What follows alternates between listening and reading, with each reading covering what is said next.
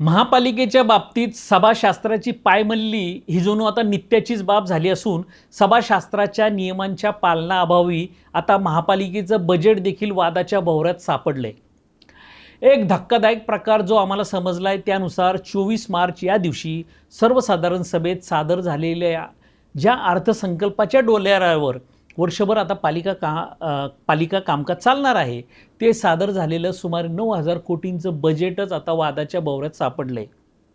Bogus उपसूचनांचे तर सोडाच, परंतु 24 तारखेच्या महापालिका सभेमध्ये दाखल करण्यात आलेल्या उपसूचनांवरच अजून अंतिम निर्णय न झाल्यानं महापालिकेच्या अर्थसंकल्पावरच प्रश्नचिन्ह निर्माण झालं आहे। याबाबतची वस्तुस्थिती अशी आहे की 24 मार्च रोजी महापालिकेची अर्थसंकल्पाची सर्वसाधारण सभा झाली।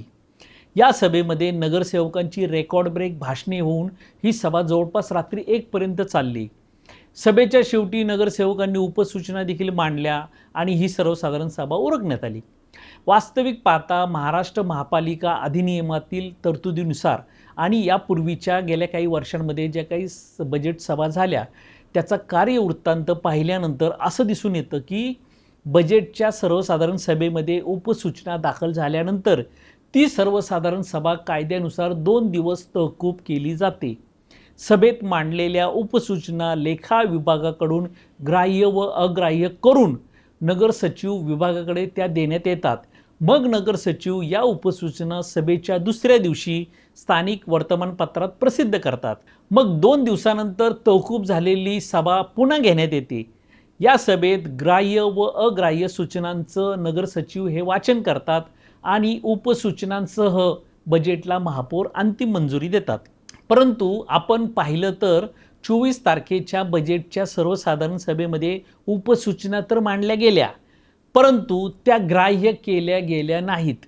लगेच दुसऱ्या दिवशी त्या स्थानिक वर्तमानपत्रात प्रसिद्ध देखील केल्या गेल्या नाहीत, तर त्या तिसऱ्या दिवशी प्रसिद्ध झाल्याचं कळतंय। आणि मुख्य मेक म्हणजे ही सभा 2 दिवसानंतर पुन्हा घेण्यात आलेली नाही। त्यामुळं जाणकारांच्या मते महापालिकेच्या बजेटला अंतिम मान्यताच मिळालेली नसल्यानं चालू आर्थिक वर्षात बजेटची अंमलबजावणी करणं बेकायदेशीर ठरू शकेल। त्यामुळे या बजेटच्या सभेबाबत वेळीच आता उपाययोजना करून बजेटबाबत निर्णय घ्यावा लागेल, अन्यथा वेट अँड वॉचच्या भूमिकेत असलेल्या एखाद्या चाणक्यानं जर सभेच्या कामकाजासंबंधित महाराष्ट्र महापालिका अधिनियमात नमूद केलेल्या नियमांवर बोट ठेवून महापालिकेला जर अडचणीत आणलं तर आश्चर्य वाटण्याचं कारण नाही।